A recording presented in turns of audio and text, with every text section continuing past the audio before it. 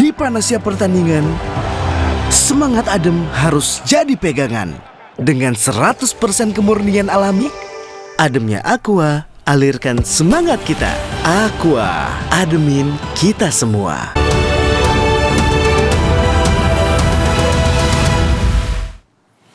Selamat malam pemirsa, Anda menyaksikan iNews terkini bersama saya Davi Pratama. Pemirsa, produsen tempe di Denpasar mulai mengeluhkan kenaikan harga kedelai, dampak melemahnya rupiah terhadap dolar Amerika Serikat. Sejumlah produsen mensiasatinya dengan memperkecil ukuran tempe.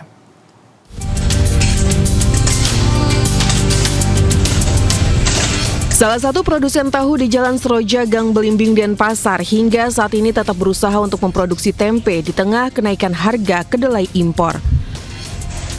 Mereka berupaya menyiasatinya agar biaya produksi bisa ditekan dengan memperkecil ukuran tempe yang diproduksi. Akibat melemahnya rupiah terhadap dolar Amerika, harga kedelai saat ini mencapai Rp10.500 per kilogram, naik dari sebelumnya seharga Rp8.500 per kilogram. Kualitas tahu yang dihasilkan juga menurun karena kualitas kedelai lokal jauh di bawah kualitas kedelai impor. Kedelai impor menghasilkan sari kedelai yang lebih banyak, sementara kedelai lokal tidak dan cenderung lebih kotor.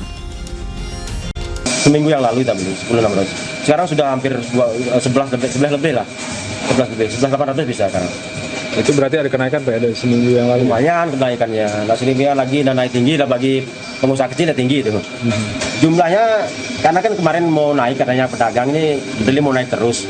Makanya saya stok 3 ton. Oh, 3 ton. Biasanya 1 ton belinya biasanya. Ya dikurangi takaran. Takaran dikurangi.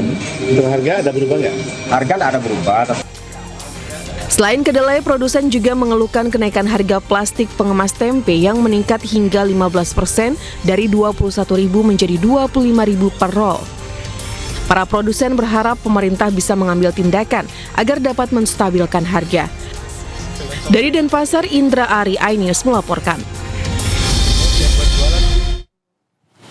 Dampak perang Amerika-Iran menyebabkan naiknya harga plastik di Indonesia. Bahan baku plastik nafta berasal dari Timur Tengah digunakan untuk berbagai industri.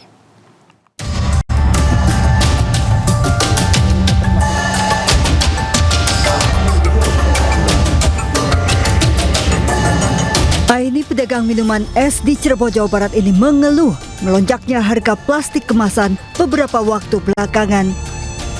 Plastik menjadi kebutuhan utama untuk sedotan serta kemasan minuman es yang dijualnya. Jika ia menaikkan harga jual es, pembeli pasti mengeluh, sementara jika tak dinaikkan ia hanya mendapat untung tipis. Alih-alih saling mengerti, pembeli justru komplain saat harga minuman es naik Rp1.000. Iya, nggak komplain, malah katanya nggak bu aja. Itu naik semua, sedotan naik, plastik naik. Ya enggak lah, kalau segitu ya nggak apa-apa. Kalau nggak itu nggak mau aja. Ya udahlah. Terpaksa ibu sih. Ya kalau kita sebagai pembeli kan awalnya beli 5.000, tadi juga beli 5.000, sekarang masih tetap 5.000, jadi tahunya segitu harganya Mas. Jadi nggak mau tahu ya harga bahan baku? Iya, karena konsumen kan tahunya segitu harganya, jadi tetap beli 5.000 tadi. Menteri Perdagangan Budi Santoso mengungkap saat ini pemerintah tengah mencari negara pemasok baru buntut perang di Timur Tengah.